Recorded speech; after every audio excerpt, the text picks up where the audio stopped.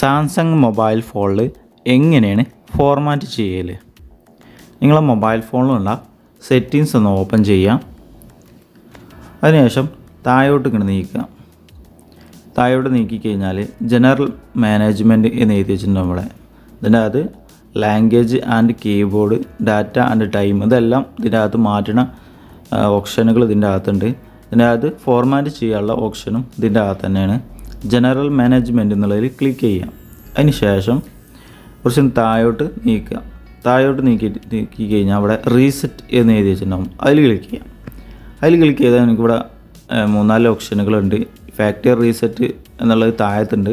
അതിൽ reset settings, network reset, ഇതെല്ലാം reset ചെയ്യാൻ പറ്റും. ഫാക്ടറി റീസെറ്റ്, ഡാറ്റ റീസെറ്റ് എന്നുള്ളതിൽ ക്ലിക്ക് ചെയ്യാം. ക്ലിക്ക് ചെയ്ത് കഴിഞ്ഞാൽ നിങ്ങളെ മൊബൈൽ ഫോണിലുള്ള നിങ്ങൾ യൂസ് ചെയ്തുകൊണ്ടിരിക്കുന്ന വാട്സപ്പ്, ജിമെയിൽ, അതുപോലെ ടിക്ടോക്ക്, അങ്ങനെയൊക്കെ എന്തെങ്കിലും ഉണ്ടെങ്കിൽ അതെല്ലാം ഇവിടെ വരും. മൊബൈൽ ഫോണിൽ ഇൻസ്റ്റാൾ ചെയ്ത ആപ്ലിക്കേഷനെല്ലാം, കുറേയൊക്കെ ഇൻസ്റ്റാൾ ചെയ്ത ഗൂഗിൾ ആപ്ലിക്കേഷനുകളെല്ലാം ഇവിടെ വരുന്നതായിരിക്കും. അപ്പോൾ ഇതിൽ നിങ്ങളിവിടെ എല്ലാം വായിച്ച് നോക്കുക.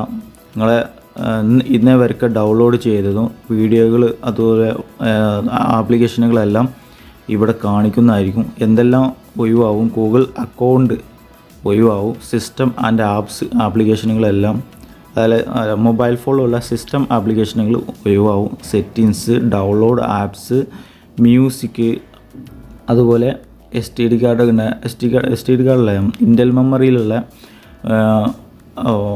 വീഡിയോകൾ എല്ലാം പോകുന്നതായിരിക്കും.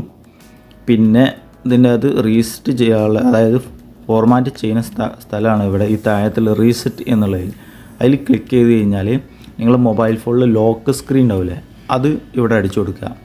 മൊബൈൽ ഫോണിൽ നിങ്ങൾ സ്ക്രീൻ ലോക്ക് ചെയ്തിട്ടുള്ളത് ഇവിടെ എന്താ, പാറ്റേൺ ലോക്ക് എന്താ കൊടുത്തിട്ടുള്ളത്, അത് ഇവിടെ എങ്ങനെ ചെയ്ത് കൊടുത്തു കഴിഞ്ഞാൽ ഇത് ഫോർമാറ്റ് ആവാനുള്ള പ്രൊസീജർ നടന്നുകൊണ്ടിരിക്കും.